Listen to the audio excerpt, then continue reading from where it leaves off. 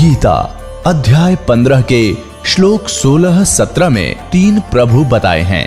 ये 3 प्रभु कौन हैं? किस प्रभु की शरण में जाने के पश्चात जन्म और मरण समाप्त हो सकता है? 3 प्रभुओं में सबसे उत्तम परमात्मा कौन है? कैसा है? उसका क्या नाम है? इन सभी गूढ़ रहस्यों को जानने के लिए अवश्य सुनिए जगत गुरु तत्वदर्शी संत रामपाल जी महाराज के अमृत वचन। धर्मदास ज्यादा चिंतित हो गया था। एक नारायण दास को पहचान कर, जो उसका इकलौता पुत्र था, वो काल का दूत था, भगवान उसको दृश्य उसके अंदर की सती थी दिखाती थी। इतना चिंतित हो गया वो धर्मदास वैसे सेठ, हे भगवान अब मेरा क्या होगा? हे भगवान मेरे तो काल के दूत पैदा हो गया, अब मेरा कैसे वंश चलेगा? तो परमात्मा ने कहा था कबीर जी ने कि मैं अपने कोटे से तुझे एक बालक दूंगा, उससे तेरे 42 वंश चलेंगे। फिर ये नहीं कहा था कि उन 42 वंश से जो नाम लेगा वे पार होगा, नहीं, उनको तो नाम मना दिया। परमात्मा ने कहा है कबीर वाणी चैप्टर में, कबीर सागर में, कि धर्मदास मेरी लाख दुहाई, ये सार नाम मूल ज्ञान और मूल नाम, ये मूल नाम है, सार नाम है। मूल ज्ञान में सतनाम सार नाम सार आ जाता है, और सार नाम तक कहा था कभी जिक्र भी ना करती। तो और कब तक छुपाना है? कहते हैं मूल ज्ञान तब तक छुपाई जब तक 12 पंथ मिट जाए। और तब तक एक पंथ भी ना चला था। जब धर्मदास जी आए थे तो उन्होंने ये छुपा के रखा था। और फिर भी धर्मदास जी के ये मन में थोड़ा बहुत दोष पैदा हुआ था कि मेरे बच्चों का क्या होगा। तो परमात्मा ने कहा था कि धर्मदास जब 5500 वर्ष का कलयुग बीत जाएगा तब मैं फिर आऊंगा, और 12वां पंथ जो होगा उसमें आगे जाकर मेरी एक ब्रांच होगी, उसमें उसी में मैं फिर आऊंगा। तेरे जो सतनाम को ग्रहण करेंगे, सच्चे नाम को, सार नाम को, तेरे 42 वंश जोड़ सारा विश्व पार करूंगा उस समय। तो तब धर्मदास का दिल टिक गया था। अरे ये मारे सट्टे दामा खेड़ा और फलाने वाले लोग हैं, दामा खेड़ा वालों की 42 वंश की गद्दी को आशीर्वाद दे रखे है, उनको कख भी ना पता, आज तक खाक पार करेंगे वह, उन्हें सतनाम का नहीं पता, और ना सार नाम तो छीट भी नहीं लगी उनके। तो पुण्यात्मा ये भ्रमित है, उनको त्याग कर यहाँ अपना कल्याण कराओ। दास का सिर्फ इतना उद्देश्य है कि सही रास्ता मिल गया अपने को, युगों पर्यंत दाव लग गया आपका, इसका लाभ उठाओ। अब जो प्रसंग है वहीं आते हैं। अब गरीबदास जी को परमात्मा ने वहां से छोड़ा कि जा बेटा। उधर से क्या हुआ कि वो पाली जो थे ग्वाले, उन्होंने 2-3 घंटे के बाद देखा कि वो लग गया अपने इधर उधर, अब अपने पशुओं को दूर ले गए, लंबे दूर दूर खेत होते थे। काफी देर के बाद उनको याद, वो तो उठकर चले गए सब। उसमें केवल वो 2 रह गए थे, गरीबदास जी और परमात्मा कबीर जी ऊपर लेकर गए उस समय। तो काफी देर के बाद उन पालियों ने देखा कि भाई वो बच्चा नहीं आया, कहाँ है वो लड़का, लड़की का लड़का। गरीबू नाम था उनका, गरीबदास को गरीबू कहा करते थे। वो आए वापस, देख का वो जांडी के नीचे बैठे थे, बाबा जी तो ना दिखता, वो अकेला बैठा भगत। अब उसने आवाज लगाई, एक व्यक्ति बच्चे ना करके, दूसरे पाली ने, ग्वाले ने, अरे गरीबू उठ ले भाई, आजा अपनी गौओं को संभाल ले, तेरा समय हो गया है। उनकी बच्चों की पालियों की टाइम होया, अगर शिफ्ट लगाई जाती है, 2 घंटे तू खड़ा होगा, फिर 2 घंटे मैं खड़ा होगा, पशु इधर उधर ना भाग जाए, किसी की खेती में नुकसान ना कर दें, ऐसे रखवाले खड़े होते थे पाली। तो उसने आकर के उसको बिल्कुल निकट आकर पकड़ के कहा, ये भगत जी खड़ा हो ले। गरीबदास जी बैठे ऐसे, आंखें खुली, शरीर महात्मा थी नहीं, उन ऐसे ऐसे हिला तो गिर गए नीचे। तो उसने आवाज लगाई अन्य पालियों को, ग्वालों को कि भाग्याओ भाग्याओ, ये लड़की का लड़का मर गया, इसकी मृत्यु होगी। सब चिंतित हो गए। 2 पाली वहां से गांव की तरफ दौड़े आए। 1.5 किलोमीटर की दूरी पर गांव था, उस स्थान से जहां ये परमात्मा प्रकट हुए थे। आज भी छुडानी गांव के बाहर, कबलाना से छुडानी गांव को एक रोड जाती है, झज्जर और भादगढ़ रोड से कबलाना गांव से एक लिंक रोड जाता है। उसके ऊपर एक यादगार बनी है छोटी सी, पहले जांडी थी, वहां पर एक पेड़ कट गया, गल गया, खराब हो गया, उसके स्थान पर यादगार आज भी बनाए हुए हैं। वहां स्पष्ट लिखा है कि यहाँ कबीर परमात्मा गरीबदास साहिब जी को मिले थे। तो क्या हुआ, गांव वालों को पता चला, माता पिता दोनों अचेत हो गए। 12 वर्ष के बाद संतान उत्पन्न हुई थी और वो भी मृत्यु को प्राप्त हुआ। गांव नगर के लोगों की लाइन लगी उस घटना स्थल की तरफ। उनको बताया गया कि एक जंतर मंत्र बाबा जी आया था, जंतर मंत्र का दूध पिला दिया, हम तो नाटे थे, कुंवारी गाय का दूध निकाल के इसको पिला दिया, हमने तो पिया नहीं, हम तो बच गए। और बच्चे ने पी लिया, यो मर गया। घर पे ले आए, अंतिम संस्कार की तैयारी करने लगे। इस सारे प्रोसीजर में अंतिम संस्कार करने लगे, चिता पर रख दिया। 8-10 घंटे लग गए उनके। उधर से परमात्मा ने ऊपर के सारे ब्रह्मांड दिखा के गरीबदास जी को वापस भेज दिया शरीर में। चिता के ऊपर अग्नि लगाने वाले थे, तभी एकदम सारे शरीर में कंपन हुई और गरीबदास जी के ऊपर जो रस्से बांध कर ले गए थे वो टूट गए, अपने आप खुल गए और एकदम खड़े हुए। ऐसे लगा जैसे दूसरे देश में आ गए हो। और फिर जो वाणी परमात्मा ने उनके अंदर फीड कर दी थी, वो अपने आप टेप रिकॉर्डर की तरह बोलने लगे। गांव वालों ने सोचा अच्छी बात है भाई, भगवान ने दया करी, लड़की का लड़का जीवित तो हो गया, पर ये तो पागल हो गया, मेंटल एंड बैंड बोल रहा है, पता नहीं क्या क्या वो बक रहा है। तो उन्होंने सोचा कोई बात नहीं, पागल है, जैसा भी लड़की अपना जीवन पास कर लेगी इसके साथ, ये पागल ने देख देख कर जी लेगी, नया मर जाती। तो ऐसे ही परमात्मा से अमृतवाणी बोला करते थे, लेकिन वो छुड़ाने के भोले व्यक्ति भगवान की वाणी को ना समझकर उसको पागल कहने लगे, बावड़िया, मेंटल, गरीबदास जी को। ऐसे ही 3 वर्ष बीत गए। एक दादू पंथी गोपाल दास नाम के एक वैश्य थे, सेठ लाला जी बनिए, और वो दादू पंथ से दीक्षित थे। घर पार त्याग कर वो उसमें अपना सन्यास लिए हुए थे। और दादू साहब जी को भी परमात्मा लेकर गए थे सतलोक में, ऐसे ही जैसे गरीबदास जी को लेकर गए। 7 साल के थे दादू जी, और फिर उनको वापस छोड़ा था। दादू साहब जी ने भी कबीर साहब की महिमा कलम तोड़ लिखी हुई है। जिन मुझको निज नाम दिया सोए सतगुर हमार, दादू दूसरा कोई नहीं, कबीर सिरजनहार। अब गोपाल दास संतों की वाणी से परिचित था, साधु संत बना हुआ था, लाल कपड़े पहने हुआ था, और छुड़ानी के अंदर उनका कोई शिष्य था, उसके पास आता जाता था। तो वो 2-3 वर्ष के बाद आना हुआ। 3 वर्ष के बाद तब उस व्यक्ति ने कहा कि हमारे ऐसे चौधरी का एक लड़का देवता ऐसे ऐसे किसी साधु संत ने जंतर मंत्र का दूध पिला दिया, कुंवारी गाय का निकाल गया, और इससे वो पागल हो गया, मर गया था, वो तो मृत्यु को प्राप्त हो गया था। भगवान ने दया करी, जीवित तो हो गया बाबा जी, महात्मा जी, पर वो पागल हो गया। और हमने सुना है कि संत की विद्या को संत ही काट सकता है। आप दया करो तो वो जीवन सफल हो जाए उस बेटे का। तो गोपाल दास ने कहा कि बुलाओ उसको, लाओ बच्चे को मेरे पास, मैं देख लेता। वो कोई भूत बात का झाड़ा जाने था छोटा मोटा। तो वहां से वो व्यक्ति जो उसका शिष्य था गरीबदास जी के नाना जी के पास गया, उनको बताया से ऐसे हमारे पास एक संत आए हैं और आपके दोते को कहता मैं ठीक कर दूंगा, इसको ले चलो। 5-7 और मौजूद 6 व्यक्ति समझदार से चल पड़े, लेकर गए।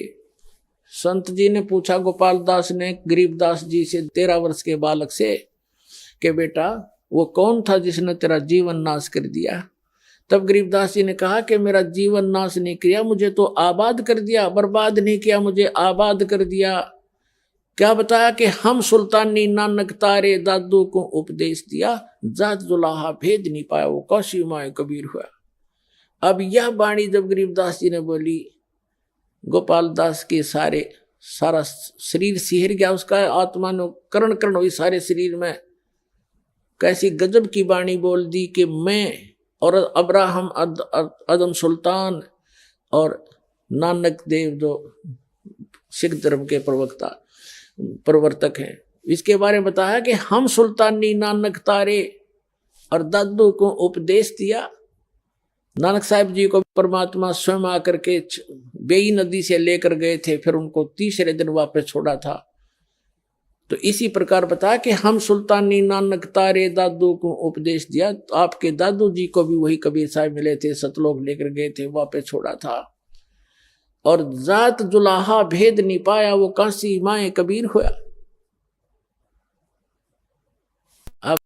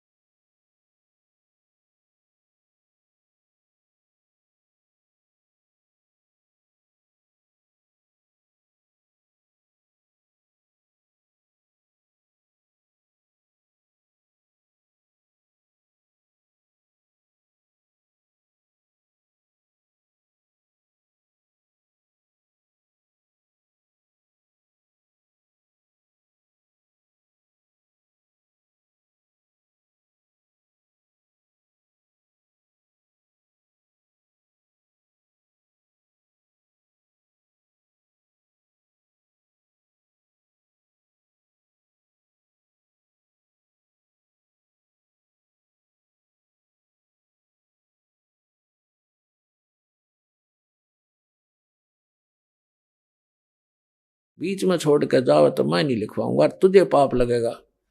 तो उसने कहा गोपाल दास ने, जी मैं तो बाल बच्चे त्याग के और केवल वैराग ले रहा हूं, संन्यास ले लिया, मेरा कोई काम नहीं, आप दया करो मेरे ऊपर, मैं पूरा लिखूंगा, मैं लिखना जानता हूं, मेरा बनिए के घर जन्म है। तब गरीबदास जी के एक बेरी का बाग था, बड़बेरी बेरी का, उसके अंदर एक जांडी का पेड़ था, उसके नीचे बैठकर गरीबदास जी बोला करते और गोपाल दास लिखा करते थे। तो पुण्यात्माओं, ये जो समागम है ये उस शुभ दिन के उपलक्ष्य में है जिस दिन परमात्मा ने ये अनमोल रत्न आपको दिया, जो आज आपके ऊपर ये दास बखेर रहा है। इसको स्वीकार करो और अपना कल्याण कराओ। बोलो सतगुरुदेव।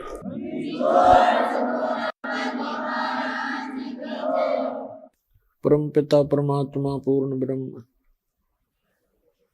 सारी सृष्टि के रचनहार कबीर परमेश्वर जी की असीम रजा से आप सभी पुण्यात्माएं परमात्मा की यथार्थ महिमा सत्संग सुनने के लिए उपस्थित हुए।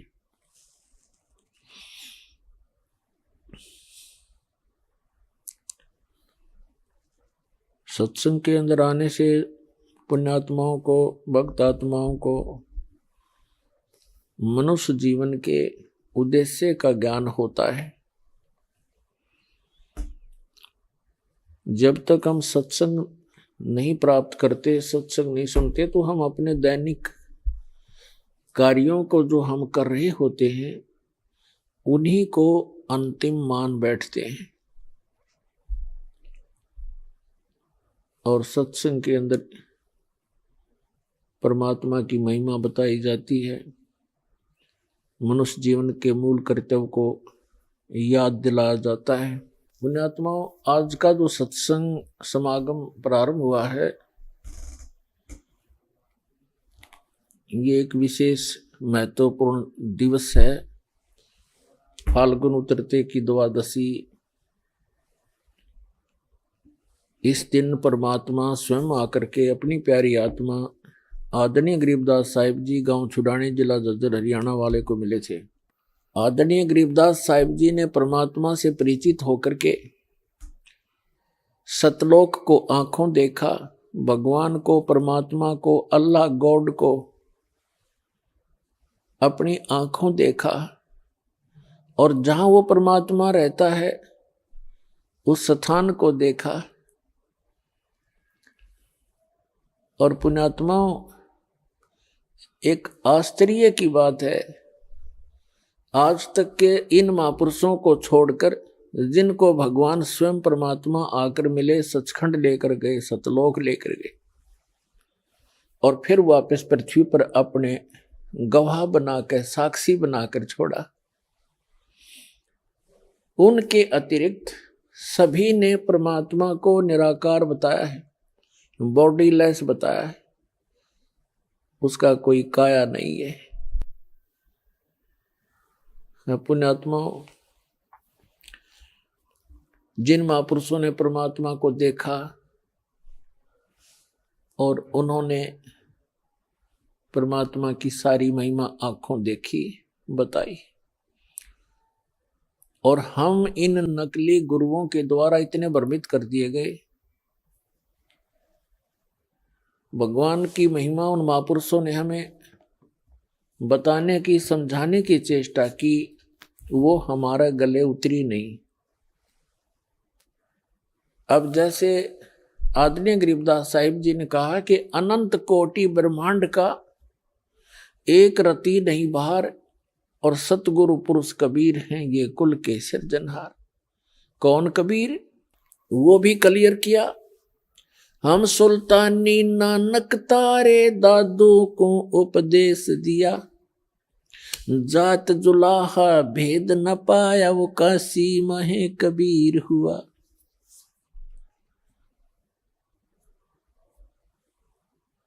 अपने आत्माओं, नानक साहिब जी ने उस परमात्मा को आंखों देख करके आश्चर्यचकित होकर के नीचे आकर देखा, एक जुलाहे एक दानक के रूप में बनारस में कपड़ा बुन रहे थे।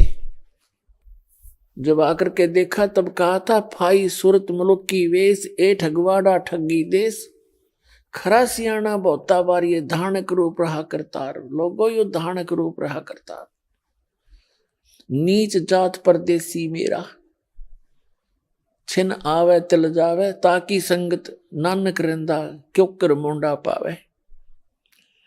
प्रश्न नंबर 24 पे लिखा है, फाई सूरत मुलुक की वेश, गुरु ग्रंथ साहिब के अंदर, फाई सूरत मुलुक की वेश, ए ठगवाड़ा ठगी देश, खरा सियाणा बहुता बार ये धानक रूप रहा करता। प्रश्न नंबर 721 पर, एक अर्ज गुप्तम पेश तोदर कौन करतार, हक्का कबीर करीम तुम बे ऐब परवरदिगार। पन्ना नंबर प्रश्न नंबर 731 पर लिखा कि नीच जात परदेसी मेरा, छिन आवे तिल जावे, और ताकि संगत नानक रहंदा क्यों कर मुंडा पावे। दादू साहिब जी ने कहा कि जिन मुझको निज नाम दिया, सोए सतगुर हमार, दादू दूसरा कोई नहीं, कबीर सिरजनहार। तो पुण्यात्मा, उन महापुरुषों ने बताया कि परमात्मा साकार है, नर आकार है, सह शरीर है, उसका नाम कबीर है, और अनंत कोट ब्रह्मांड का एक रति नहीं बाहर। अब जैसे वैज्ञानिक ने जहाज बना दिया, वायुयान बना लिया और उसको बनाकर उड़ा लिया और साथ उसके अंदर बैठ गया, उसका भार कहाँ हुआ, वो तो बल्कि उसके ऊपर बैठ गया। और यहां तक भी, यहां से वैज्ञानिक रॉकेट छोड़ देते हैं ऊपर और वो अपने आप चल रहा होता, उसके अंदर भर दिया, इतने समय का सारा कुछ टाइम फिक्स कर दिया, उसमें इतना फ्यूल डाल दिया, ईंधन डाल दिया, वो चल रहा है और वैज्ञानिक आराम से बैठा है। तो इसी प्रकार परमात्मा ने सब ब्रह्मांडों को रच कर इनके ऊपर विराजमान है। अनंत कोट ब्रह्मांड का एक रति नहीं बाहर, और सतगुरु पुरुष कबीर हैं ये कुल के सिरजनहार। तो पुण्यात्मा, परमेश्वर कबीर जी की महिमा को गरीबदास साहिब जी ने आंखों देखा, परमात्मा से प्राप्त सारे ज्ञान के आधार से फिर ये ज्ञान बताया आप जी को, हम सबको। क्या बताया कि झांकी वे कबीर की, नानक की वाह, और वह सिखा के गल पड़ी कौन छुटावे था। कि बेई नदी से स्वयं सतपुरुष अकाल मूर्त वो कबीर भगवान, कबीर हक्का कबीर जिंदा महात्मा के रूप में आकर नानक साहिब जी को मिले थे, और उन्होंने नहाने के लिए डुबकी लगाई थी, वो अंतर ध्यान कर दिए, उनके शरीर को कहीं बाहर रख दिया, अब स्ट्रीम में ऊपर की तरफ जिधर से जल आ रहा था उधर किसी का ध्यान नहीं गया कि इधर कैसे जा सकता? तो वहां के उपस्थित व्यक्तियों ने मान लिया था नानक जी डूब गए दरिया में। वो खोद रहे थे डाउन स्ट्रीम में और उनका शरीर रखा था अप स्ट्रीम में, कहीं दूर जंगल में। वहां सुरक्षित छोड़कर परमात्मा पहुंच ले गए उनकी आत्मा को, प्यारी आत्मा को सचखंड दिखाया। और वहां फिर देखा अनंत कोट ब्रह्मांड के सिंहासन पर वही जिंदा वाला महात्मा वाला रूप तेजों में शरीर वहां विराजमान हुआ। फिर उनको बताया कि मैं बनारस के अंदर काशी में कबीर नाम से एक जुलाहे का काम करता हूं और वहां आना प्यारी आत्मा तुम्हें सत्य नाम दूंगा। फिर जब वापस नानक साहब जी तीसरे दिन शरीर में आए, उठकर चल पड़े। पहली उदासी उन्होंने बनारस की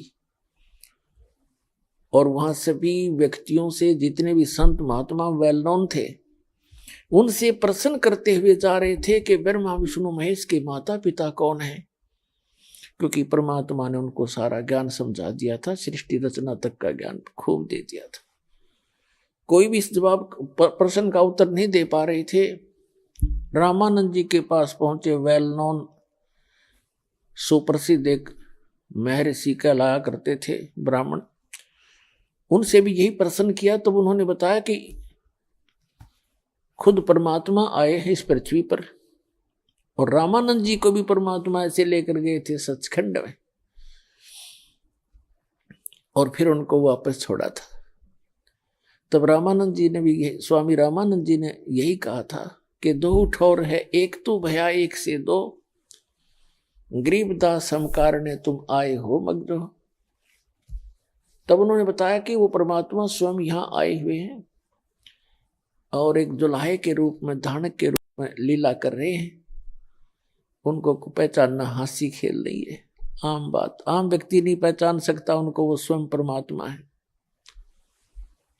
अब नानक साहब जी जब पहुंचे झोंपड़ी में जहां परमात्मा लीला कर रहे थे एक जुलाहे की, तब उन्होंने कहा था कि फाई सूरत मुल्क की वेश, ए ठगवाड़ा ठगी देश, खरा सियाना बहुता बार लोगो, धानक रूप रहा करतार, धानक रूप रहा करतार। ये बैठा भगवान और नीच जात परदेसी मेरा, छिनावे तल जावे ताकि संगत नानक रहंदा क्यों कर मुंडा पावे। तब गरीबदास साहिब जी ने कहा कि झांकी वे कबीर की नानक की तीवा, और वह सिखा के गल पड़ी कौन छुटावे था। गरीबदास साहिब जी ने बताया है कि नानक साहिब जी को जब सचखंड में लेकर गए जिंदा महात्मा के रूप में परमात्मा कबीर जी, तो वहां जब अनंत कोट ब्रह्मांड के सिंहासन पर वही जिंदा वाला रूप विराजमान हुआ, उनका शरीर इतना तेजों में हो गया, एक रोमकूप में करोड़ सूर्य मिला दे करोड़ चंद्रमा, इतना वो रोशनी भी फीकी रहे। तब नानक साहब ने कहा था, वाहे गुरु वाहे गुरु, वाह वाह वाह वाह, कि ये है बात, ये है भगवान, वो तेरे की वाह तेरे की, ऐसे कहते हैं। और आश्चर्यचकित होकर के तो गरीबदास जी ने कहा है कि झांकी वेख कबीर की। झांकी मीन एक नजारा, जैसे 26 जनवरी गणतंत्र दिवस के ऊपर प्रत्येक स्टेट, प्रत्येक प्रांत अपने अपने राज्य की झांकियां निकालते हैं, झांकी। और वो झांकियों में क्या होता है, उन जो भी जिस स्टेट के अंदर, जिस प्रांत के अंदर जो भी, जैसे कोई अच्छा डैम है या कोई अच्छा ऐतिहासिक स्थल है, उसका एक बनाते हैं मॉडल और अपना उसमें दिखाते हैं, उसको झांकी बोलते हैं कि ये हरियाणा प्रांत की झांकी, ये पंजाब प्रांत की झांकी, झांकी। तो यहाँ गरीबदास जी ने कहा कि झांकी वे कबीर की, सतलोक की, नानक की तीवा। अब उन्होंने तो बड़े खुश होकर वाह वाह, वो तो मदहोश हो गए थे मालिक ने देख के, वाह वाह वाहे गुरु वाहे गुरु वाहे वाहे वाह वाह, ऐसे करने लगे। अब वो वास्तविक मंत्र तो कुछ और जाप करते थे, लेकिन वो एक ऐसी हृदय में बात समा गई थी उनके, काफी दिनों तक वाह वाह करते रहे, वाह वाह तेरे की, वाह तेरे। तो गरीबदास जी कहते हैं इन सिखों ने वाह पकड़ दी, वाह गुरु। और ओरिजिनल मंत्र जो वो खुद जाप करते थे, वो मंत्र 2 अक्षर का सतनाम है, और उससे मोक्ष होगा। तो कहने का भाव ये है कि पुण्यात्माओं, गरीबदास साहिब जी ने बिल्कुल निर्णायक ज्ञान दे दिया, बिल्कुल सब कंसेप्ट क्लियर कर दिए। तो उन्होंने क्या बताया है कि परमात्मा कबीर भगवान जो हैं ये परमेश्वर हैं, पूर्ण ब्रह्म हैं, और उन्होंने परमात्मा कबीर जी की महिमा सुनाई है। तो पुण्यात्माओं, आज का वो शुभ दिन, वो समागम है, उस शुभ दिन के अवसर पर जो आज प्रारंभ हुआ है, इस दिन परमात्मा आकर मिले थे और एक अनमोल रतन अपनी प्यारी आत्मा गरीबदास जी को दे करके उनको वापस संसार में छोड़ा था, अपना साक्षी बनाया था। उसके बाद गरीबदास साहिब जी ने उस परमात्मा से प्राप्त ज्ञान को, उनकी महिमा को अपने शब्दों में किस प्रकार सुनाया है। अब क्या बताते हैं कि तत् कैन को राम है दूजा ना देवा, और ब्रह्मा विष्णु महेश से जाकी करते हैं सेवा। जब तब तीर्थ थोथरे जाकी क्या आशा, और कोट यज्ञ पुण्य दान से जम कटे नहीं फांसा। यहां देन वहां लेन है, यो बेटे नहीं झगड़ा, वो बिना पंथ की बाट है पावे को दगरा। जब तब तीर्थ थोथरे जाकी क्या आशा, कि ये जब अन्य नामों के एक सतनाम को छोड़कर उसका जप तप करते रहो, उससे कोई लाभ नहीं, और केवल पुण्य दान भी करते रहोगे तो उससे भी आपको अपना किया कर्म मिलता रहेगा, लेकिन जन्म और मरण की या फांसी गले में लटकती ही रहेगी।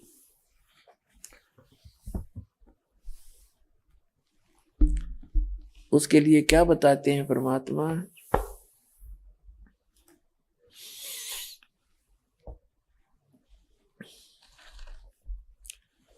मन तू चल रे सुख के सागर, जहां शब्द सिंधु रत्नागर। गरीबदास साहिब जी ने बताया है कि ए मन,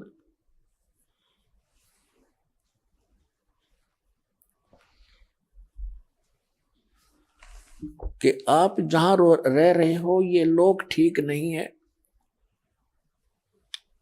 ये काल की एक कारागार है, एक जेल है,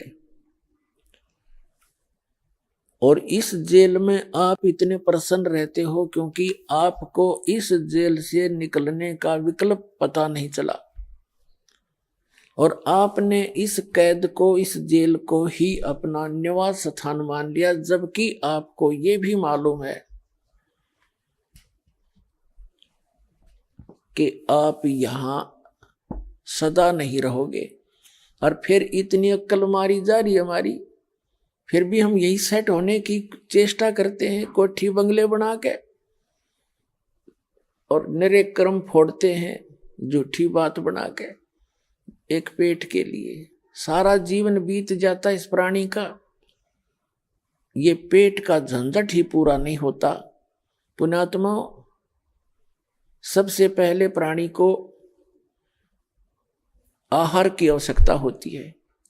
जो पैसा उसके आहार से, निर्वाह से बच जाता है, फिर बकवाद अच्छी लगती है, फिर कोठी बनाता है, कार लेता है, घूटी लगाता है, मीट खाता है, शराब पीता, बीड़ी पीता, लंबी लंबी सिगरेट, ये बकवाद गढ़ता है।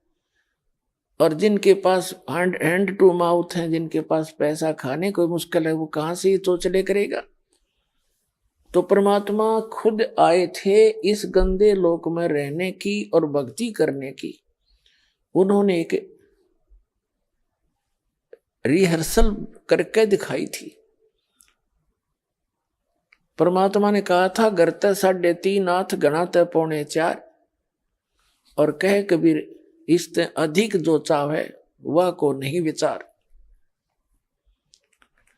फिर परमात्मा ने कहा था साईं इतना दीजियो, ये मांगना भगवान से,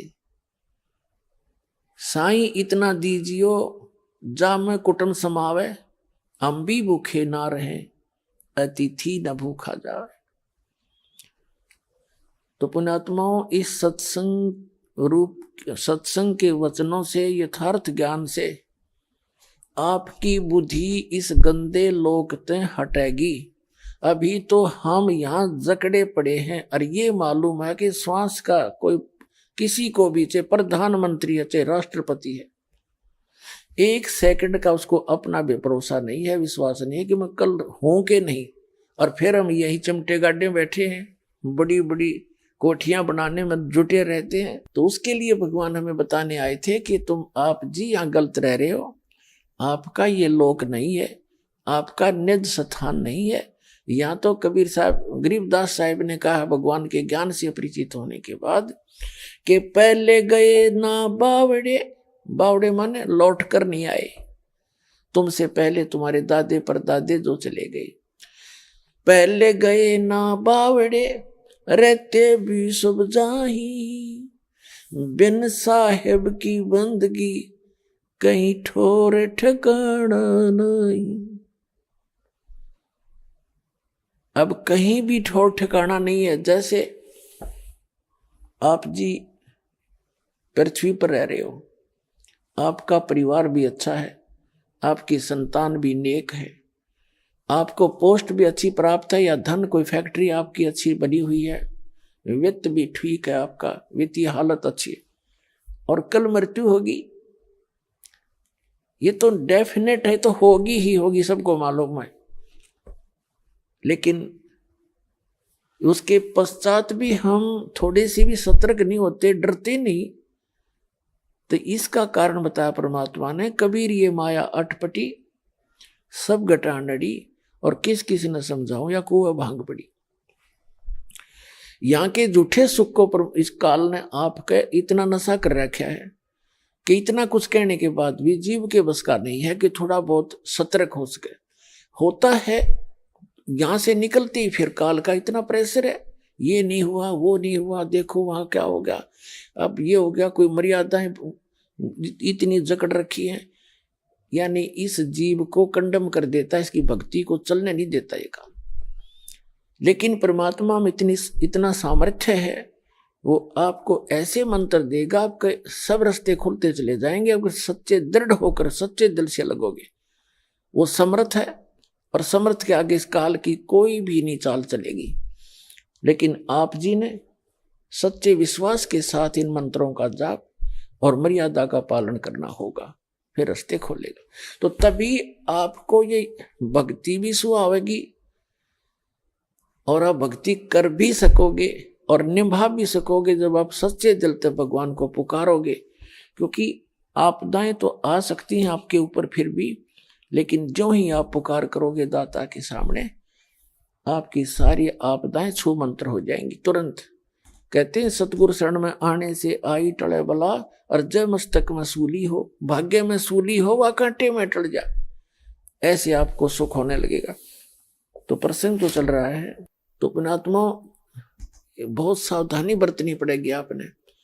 अब यहाँ कहते हैं पहले गए ना बावड़े रहते भी सब जा, आज से पूरी पृथ्वी का राजा है, और कल मृत्यु होगी। चलो उसके बाद यदि उसके पुण्य कर रखे हैं तो स्वर्ग में जाएगा, स्वर्ग के अंदर जब पुण्य क्षीण हो जाएंगे फिर वहां से चलो नरक में, नरक का समय जब पूरा हो जाएगा फिर चलो गधा बनो, गधे की आयु पूर्ण होते फिर चलो कहाँ कुत्ता बनो, कुत्ते की आयु पूर्ण होते फिर कहाँ सुअर बनो, ऐसे 84 लाख योनियों में चलो चलो। तो कहते हैं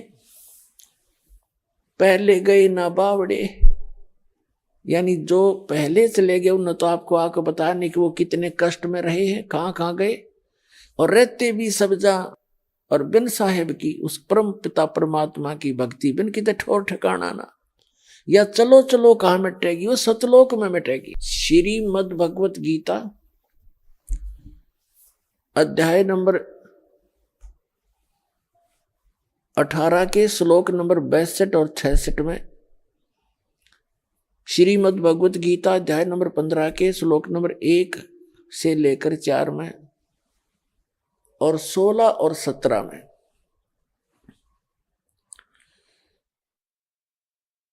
श्रीमद् भगवत गीता अध्याय नंबर 8 के श्लोक नंबर 3 से लेकर 10 तक एक बहुत निर्णायक ज्ञान है। गीता ज्ञान दाता स्वयं कहता है, अर्जुन, दूसरे अध्याय के 12वें श्लोक में, चौथे अध्याय के 5 और 9वें श्लोक में, और 10वें अध्याय के दूसरे श्लोक में, कि अर्जुन तेरे और मेरे बहुत जन्म हो चुके हैं, तू नहीं जानता मैं जानता हूं। अर्थात जन्म मृत्यु तेरी भी होती है, मेरी भी होती है। 8वें अध्याय के 13वें श्लोक में कहता है कि ओम इति एकाक्षरम ब्रह्म व्यवहारण माम अनुसमरण ये परियाति तजन दे हमसे आती परमाम गति। मुझ ब्रह्म का केवल एक मंत्र है, उच्चारण करके सीमन करता हुआ जो संसार छोड़कर जाता है, शरीर छोड़कर जाता है अंत समय में, और ये सेवन करता हुआ जाता है तो ओम से मिलने वाली परम गति को प्राप्त होता है। ओम से मिलने वाली परम गति कौन सी है? ब्रह्मलोक है, क्योंकि ओम मंत्र ब्रह्म का है। ये 3 पुरुष हैं। गीता अध्याय नंबर 15 के श्लोक नंबर 16 और 17 में 3 पुरुष हैं, 3 प्रभु हैं, 3 स्वामी हैं। एक सरपुरुष, एक अक्षर पुरुष और एक परम अक्षर पुरुष। तो इन तीनों के ही मंत्रों का, तीनों ही की भक्ति से और इन तीनों के ही जाप से हमारा कल्याण होगा। वो मंत्र की विधि भिन्न है। तो इसमें क्या बताया है कि सरपुरुष जो है ये ब्रह्म है, अक्षर पुरुष वो परब्रह्म है, सरपुरुष ये ब्रह्म है जो गीता का ज्ञान श्री कृष्ण जी में प्रवेश करके बोल रहा है।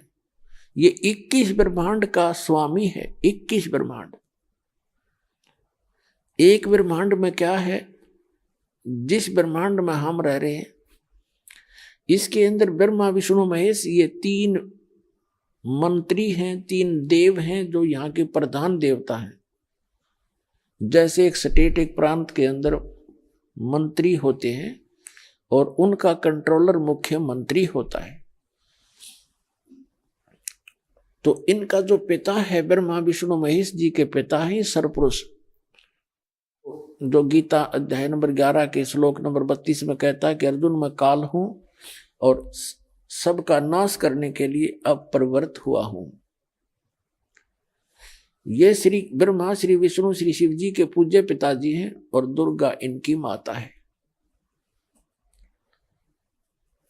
ये सरपुरुष है और ये तीनों इसके पुत्र एक एक विभागीय मंत्री हैं। रजोगुण विभाग के ब्रह्मा जी, सतोगुण विभाग के विष्णु जी, तमोगुण विभाग के शंकर जी। और एक ब्रह्मांड के अंदर क्या है कि 14 लोक और 3 लोक ये अलग से, और ब्रह्मा विष्णु महेश 33 करोड़ देवता, 88,000 ऋषि, और ये 14 लोक, ब्रह्मलोक आदि आदि। ये देखिएगा, एक ब्रह्मांड का चित्र दिखाते हैं आपको, एक ब्रह्मांड का लघु चित्र अब यहां दिखाते हैं आपको। एक ब्रह्मांड के अंदर ये सामग्री है,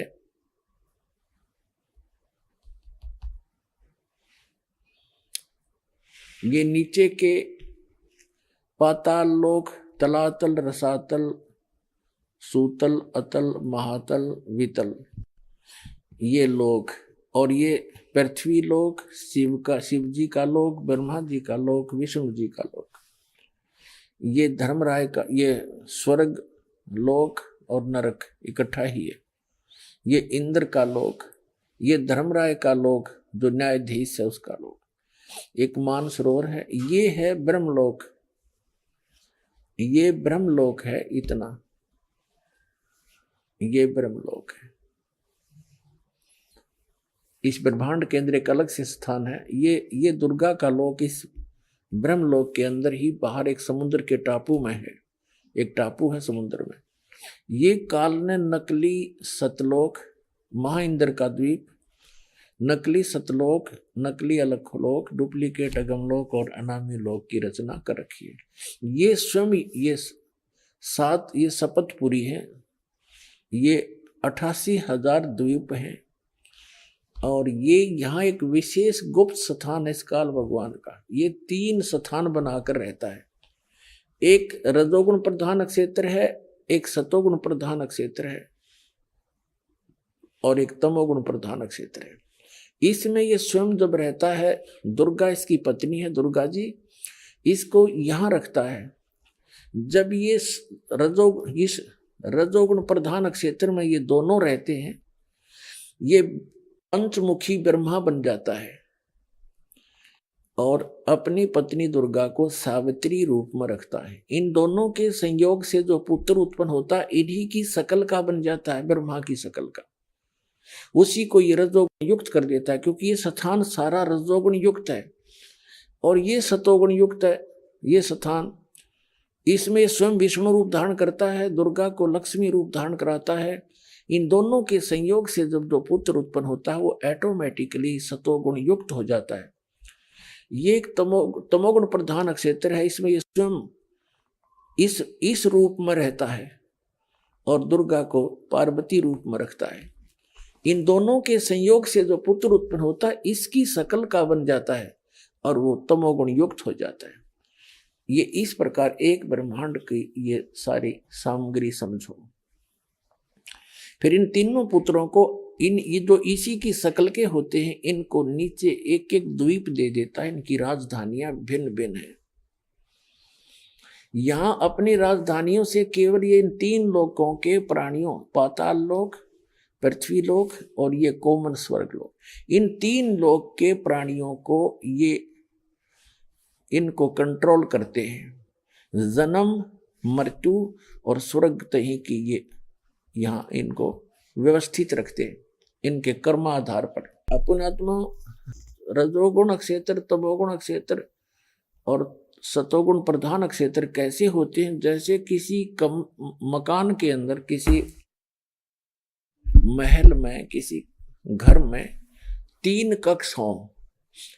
एक कक्ष में, एक कमरे में अश्लील चित्र लगे हों बेहुदे, तो उसमें जो व्यक्ति भी जाएगा उसकी वैसी ही वृत्ति, वैसे ही विचार और वैसी ही भावना उसकी बनी रहेगी जब तक उस कक्ष में और उन चित्रों पर उसकी नजर रहेगी।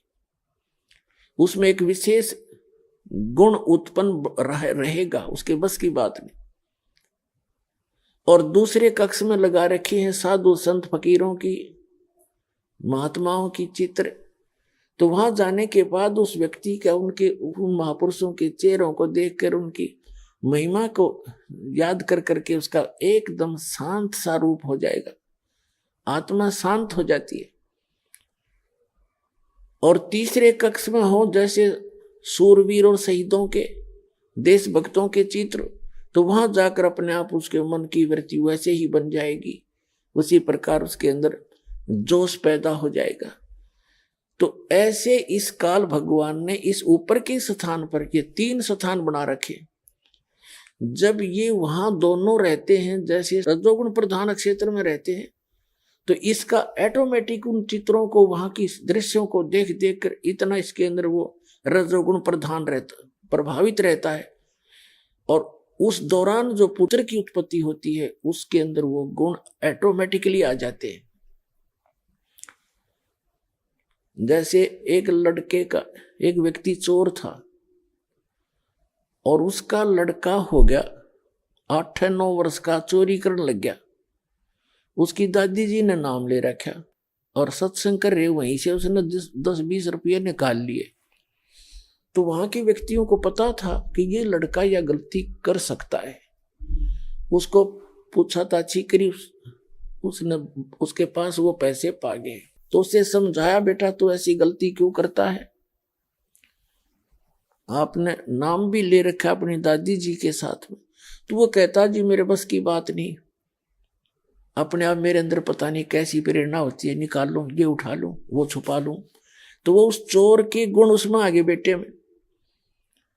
तो इसी प्रकार इस काल भगवान ने 3 स्थान बना रखे हैं। एक बार फिर देखिएगा, अब समझ में आएंगे आपके। ये स्थान है ब्रह्मांड का सबसे ऊपर का स्थान है। ये ब्रह्मलोक में भी सबसे ऊपर है, ब्रह्मांड का भी ऊपर है ये। तो ये जो ये स्थान है, ये रजोगुण प्रधान क्षेत्र है। ये देखने में थोड़ा स्थान बनाना पड़ता है, लेकिन ये हजारों लाखों किलोमीटर तक का है। अक्सर बड़े बड़े बाग बगीचे, बड़ी ऐसे वहां की स्थिति है। तो ये स्वयं ब्रह्मा रूप बना लेता है ऐसा ये काल भगवान, और दुर्गा को सावित्री रूप में रखता है। आउनुहोस् अब हामी ती श्रद्धालुको अनुभव सुन्नेछौँ जसले जगद्गुरु तत्त्वदर्शी सन्त रामपालजी महाराजबाट दीक्षा प्राप्त गरिसकेका छन् तथा उहाँले बताउनु भएको भक्ति मार्गमा अघि बढिरहेका छन्। नमस्कार दिदी। नमस्कार सर। के नाम होला हजुरको? लक्ष्मी बुढाएर। कहाँ बस्नुहुन्छ? नेपाल जिल्ला डडेलधुराको पोखरामा बस्छु म। सन्त रामपालजी महाराजजीबाट मन्त्र दीक्षा कहिले प्राप्त गर्नुभयो? अप्रेल 2012 मा। सन्त रामपालजी महाराजजीबाट मन्त्र दीक्षा लिनुभन्दा पहिले हजुर कसको भक्ति गर्नुहुन्थ्यो?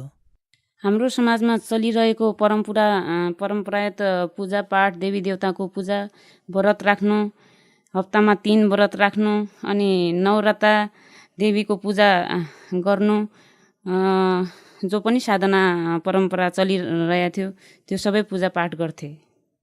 लक्ष्मीजी, हजुर परम्परागत देवी देवताहरूको पूजापाठ र व्रतहरू गर्दा गर्दै सन्त रामपालजी महाराजजीको शरणमा किन र कसरी जानुभयो? म यति भक्ति गर्दा गर्दै यिनी देवी देवताहरूबाट भक्ति गरेर यिनीहरूले सुख देलान्, मुक्ति देलान्, यो मैले परमात्माको दयाले सोचेको पनि थिएन। यिनीहरूमा जति पनि शक्ति और भक्ति छ, यिनीहरूमा जति पनि शक्ति भक्ति छ, मलाई परम सन्त मिलाउनलाई मात्र सहयोग गरिदिउन् भन्ने मेरो उद्देश्य पनि त्यही थियो। अनि परमात्माको दयाले यस्तो गर्दा गर्दै मलाई मालिकले मेरो पसलमा म सिलाइ काम गर्थेँ, पुस्तक भेज्नुभयो, ज्ञानगङ्गा पुस्तक। मैले सोचेँ कि यिनी देवी देवताकै कारणले मैले पुस्तक पाएँ, अनि तुरन्तै देवी देवताहरूको साधना छोडेपछि यो पुस्तकै गायब गरिदिन्छन् कि भनेर म डराएर यिनीहरूको पूजापाठ गर्न मैले छोडेन। परमात्माको दयाले मैले भनेको थिएँ कि यदि मलाई परम सन्तसँग भेट गराउँछन् भनेपछि दुर्गा माताको म जागरण लगाउँछु, जति पनि खर्च हुन्छ त्यो म गर्छु, पुरा बेहोर्छु, जति पनि मेरो कमाइ छ म त्यो माथि खर्च गर्छु भनेर मैले भनेको थिएँ। अनि परमात्माको दयाले मैले अरू त केही पनि गर्न सकिनँ। 12 दिनको त्यो नवरताको बेला 9 दिनको जागरण लगाउने, जागरण लाउँदाखेरि के गर्नुपर्छ त्योभन्दा पहिला म सन्त रामपालजी महाराजजीको शरणमा गइनँ, किनकि यदि म सन्त रामपालजी महाराजजीको शरणमा जान्छु भनेपछि देवी देवताको पूजा गर्नु परमात्माले मना गर्नुभएको छ। तर यो थाहा थियो मलाई कि परमात्माले देवी देवताको पूजा शास्त्र अनुकूल प्रमाणित गरेर एउटै भगवान पूज्य देव छन् भनेर बताउनु भएको छ भनेर मलाई यो विश्वास थियो मालिकबाट थिए। तर यो पुस्तक मिल्ने यिनी देवी देवताको रहेम हो भनेर मैले यिनीहरूकै मानेर यिनीहरूकै शक्तिले मलाई मिल्यायो भनेर मैले यो सोचेर परमात्माको शरणमा जान 1 वर्ष ढिलो गरेँ। अनि मालिकको शरणमा ज्ञान बुझेको दिनदेखि, पुस्तक पढेको दिनदेखि मैले त्यो दिनदेखि नै देवी देवताको पूजा गर्न छोडेँ। सन्त मलाई मिलुन् भनेर म देवी देवताको पूजा गर्थेँ। जो दिन मलाई परमात्मा सन्त रामपालजी महाराजद्वारा लिखित ज्ञानगङ्गा पुस्तक मिल्यो, त्यो दिन त्यो एउटा पम्पलेटमा पर्चामा प्रश्नहरू पनि मिले। त्यो दिन त्यो पम्पलेटको पर्चा देखेर मलाई साह्रै सन्तोष भयो, अनि सन्तुष्टि पनि भयो कि यो पुस्तक लेख्ने आम इन्सान हुनु सक्दैन, किनकि सारा शास्त्र अनुकूल ज्ञान अनि देवी देवताहरूको बारेमा टोटल प्रश्नहरूको बारेमा परमात्माले खुलासा गरेर बताउनु भएको थियो। अनि त्यो पम्पलेटका प्रश्नहरूको उत्तर पनि ज्ञानगङ्गा पुस्तकमा भेटाए। शास्त्र अनुकूल भक्ति परमात्माले सारा प्रमाणसहित ज्ञान बताउनु भएको। अनि भक्ति गरेर यो लाभ भयो भनेर सबै भक्तहरूका आत्मकथा पढेर मलाई साह्रै राम्रो लाग्यो र सन्तोष पनि लाग्यो। यो ठाउँमा गएर म भगवान प्राप्ति गर्छु भनेर विश्वास पनि लाग्यो। अनि यसो परमात्मा प्राप्ति उद्देश्यलाई नै म देवी देवताहरूलाई छोडेर परमात्माको शरण सन्त रामपालजी महाराजजीको शरणमा गएँ। सन्त रामपालजी महाराजजीको शरणमा जानाले हजुरलाई के लाभ प्राप्त भयो त? मलाई सबभन्दा पहिला त आफ्नो मनुष्य जीवनको मूल उद्देश्य थाहा भयो। मनुष्य जीवन केवल परमात्मा प्राप्तिको लागि मिल्छ। बाँकी चिज त जो हामीहरू डिमान्ड गर्छौँ परमात्माले नमागेर नै दिनुहुन्छ। त सन्त रामपालजी महाराजजीबाट नाम दीक्षा लिएपछि अरू सांसारिक लाभ पनि मलाई परमात्माले धेरै दिनुभयो। मेरो 5 साल बिहे गरेपछि बच्चा थिइनँ। बच्चा पहिला जन्मदै नजन्मने, जन्मेपछि आफै गिरी जाने। अनि यसो गरेर पछि हामीले डक्टरलाई पनि देखायौँ एकचोटि। डक्टरले भने कोही कमी छैन। बच्चा नभएपछि फेरि सन्त रामपालजी महाराजजीबाट दीक्षा लिएपछि भक्ति गरेपछि धेरै चिज हुन्छ, सबै लाभ हुन्छ भनेर मलाई भन्ने। अनि मेरो लागि बच्चा माग्नु पर्यो भनेर मेरो श्रीमानले प्रेस गर्नुभयो। मैले रक्सी सबै कुरा नसा पेसा त्यागिदिनु, बच्चा छोडिदिनु। परमात्मा बच्चाको ग्यारेन्टी मेरो भयो। म त के ग्यारेन्टी लिन्छु, मालिकले जे चाह्यो सो दिनुहुन्छ भनेर मैले भन्दाखेरि मेरो श्रीमान पनि आश्रम जानुभयो।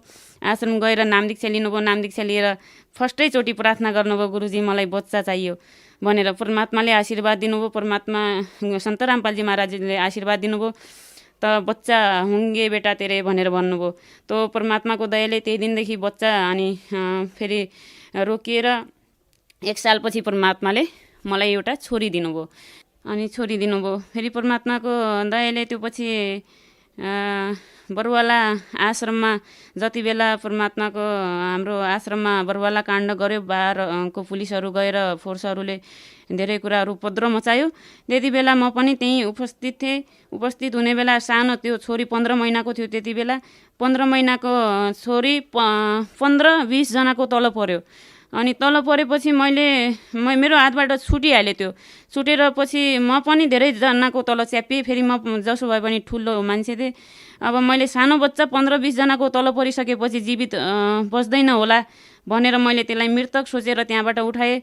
मृतक सोचेर उठाउने बित्तिकै माथिबाट अमृतजलको डब्बा त्यहाँ आश्रमबाट भगतजीले दिनुभयो। त्यो मेरो हातमा पर्यो।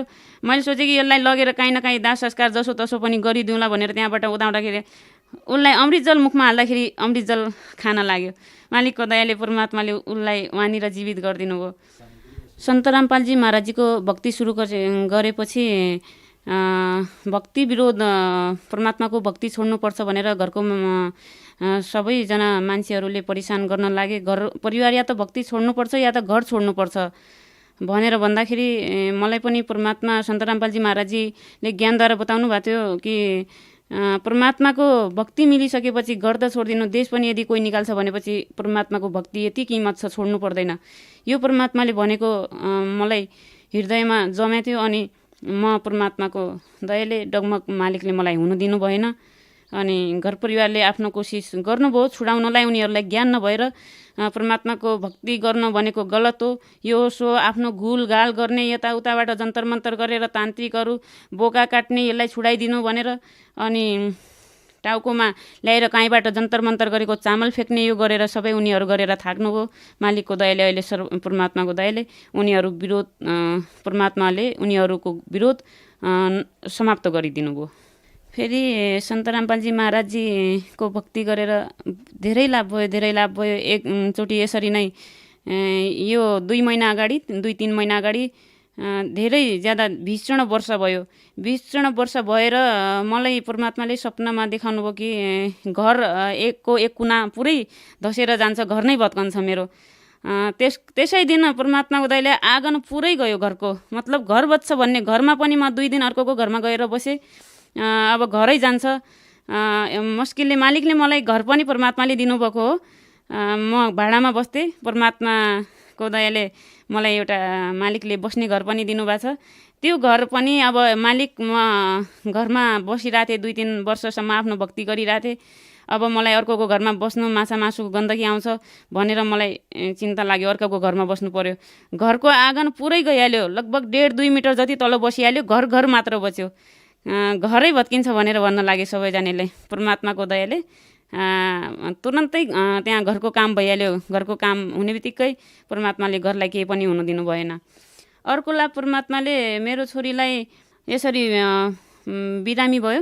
बिरामी भएर हस्पिटल अलि पेट दुख्यो भनेर भन्यो। पेट दुखेर हस्पिटल लैजाँदाखेरि एपेन्डिसाइटको शिकायत बतायो त्यहाँ डक्टरले भन्यो तुरन्तै हस्पिटलबाट रिफर गरिदिनु भयो र अपरेसन हुन्छ 4-5 घन्टाभित्र जति सक्दो चाँडो गएर अहिले नै अपरेसन गराउनु पर्यो भनेर भन्नुभयो। त्यसो भन्दाखेरि परमात्माको दयाले म तुरन्तै छोरीलाई लगेर हस्पिटल गएँ। हस्पिटलमा लैजाँदा पनि धेरै पेट दुखिरहेको थियो। पेट दुख्ने बित्तिकै फेरि हस्पिटलमा पुगेर त्यहाँ एक्सरा गराउँदाखेरि डक्टरले भन्यो कि अपरेसन नै गर्नुपर्ने जस्तो देखिन्न, कहिले बच्चालाई चोट लागेको थियो कि भनेर सोद्धाखेरि चोट पनि लागेको थियो उसलाई। 1 महिना अगाडि ऊ लडेको थिए, चल्दै अटोमा हाम फालेको थिए। यसरी चोट लडेको थिए त्यहाँबाट कि हात खुट्टा चारै भाँचिने गरेर लडेको थिए। त्यहाँ पनि मालिकले बचाइदिनु भएको थियो। फेरि परमात्मा जब त्यहाँ एपेन्डिसाइटको शिकायत देखियो त्यहाँ पनि अपरेसन गर्नु परेन। सन्त रामपालजी महाराजजीको दयाले बगैर अपरेसन त्यहाँबाट ठिक भयो। जब अपरेसन गर्नु परेन भनेर मैले घरमा फोन गरेँ अनि त्यहाँबाट मेरो श्रीमान पहिला घोर विरोध गर्नुहुन्थ्यो। मालिकको दयाले भन्नुभयो कि तेरो गरेको भक्तिले परमात्माको दयाले सन्त रामपालजी महाराजजीको गुरुजीको कारणले छोरीलाई अपरेसन गर्नु परेन, यो तेरो भक्तिको। मैले जाँदाखेरि एपेन्डिसाइट पोजिटिभ देखियो। जब तिमी हस्पिटल लगेर गयो त गुरुजीले निको गरिदिनु भयो। अर्को लाभ परमात्माले मेरो बुवाको 3 वर्षको उमेरसम्म नसा ठोकेर खानुभयो। बुवाले रक्सी, चुरोट, बिँडी, खैनी सबै चिज नसा खानुहुन्थ्यो। भाङ, गाँजा, आदर सबै चिज नसा गर्नुहुन्थ्यो बुवाले। अनि त्यो पछि यसरी नसा गर्नुहुन्छ के गर्ने भनेर दाइले परिसान भएर बुवाले चोरेर जमिन पनि बेचिदिनु भएको थियो। 50 लाखको हुने जमिन 40 लाखमा चोरेर बिक्री गरिदिनु भएको थियो। त्यो पनि नसा नै खाने उद्देश्य उनको थियो। त्यसो भएको हुनाले अनि बुवालाई चाहिँ दाइले 3 महिना सुधार केन्द्र हालिदिनु भयो। सुधार केन्द्र हालेपछि सुध्रेर आउलान् भनेर हालेको मान्छेलाई बुवा त्यहाँबाट झन् बिग्रेर आउनुभयो। पहिला त चुरोट बिँडी यसरी नै खानुहुन्थ्यो, बाहिरको नसा मात्रै खानुहुन्थ्यो। पछि सुई पनि लगाउने, औषधि सेवन गर्ने, सबै नसा गर्न लाग्नुभयो। अनि बुवाको धेरै नसा पेसा थियो। परमात्माको दयाले परमात्माको शरणमा बुवा पनि जानुभयो। अहिले त्यो 70 वर्षसम्म गरेको नसा पेसा सारा बुवाको पनि छुट्यो। परमात्माको दयाले 3 सालदेखि अहिले बुवा पनि भक्ति गरिराख्नुभएको छ। सन्त रामपालजी महाराजजीले मानिसहरूको कुलत कसरी छुटाउनुहुन्छ? सन्त रामपालजी महाराजजीले शास्त्र अनुकूल ज्ञान दिनुहुन्छ अनि नसाको बारेमा हामीलाई लाभ और हानि बताउनुहुन्छ। यो गरेपछि यति नोक्सान छ भनेर बताउनुहुन्छ, ज्ञान दिनुहुन्छ। ज्ञानद्वारा नै परमात्माले छुटाउनुहुन्छ। फेरि दीक्षा दिनुहुन्छ। दीक्षा रूपी जो मन्त्र दिनुहुन्छ परमात्माको नसा एटोमेटिकली छुटिहाल्छ त्यो नसा। यदि कसैले सन्त रामपालजी महाराजजीबाट मन्त्र दीक्षा लिन चाहनु भएमा उहाँहरूले सन्त रामपालजी महाराजजीबाट मन्त्र दीक्षा कसरी प्राप्त गर्न सक्नुहुन्छ? सन्त रामपालजी महाराजजी को ज्ञान विभिन्न च्यानलहरूमा चलिरहेछ। त्यो च्यानलहरूको तल पेलोपट्टिमा त्यहाँ नम्बरहरू हुन्छन्। नम्बरहरूमा सम्पर्क गरेर कन्ट्याक्ट गरेर नजिकको नाम दीक्षाको नम्बर लिएर त्यहाँबाट परमात्माको सन्त रामपालजी महाराजजीबाट दीक्षा प्राप्त गर्न सकिन्छ। धन्यवाद दिदी। सत साहेब।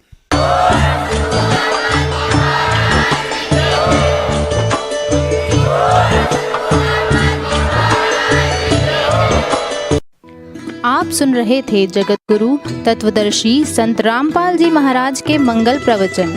अधिक जानकारी के लिए संपर्क करें।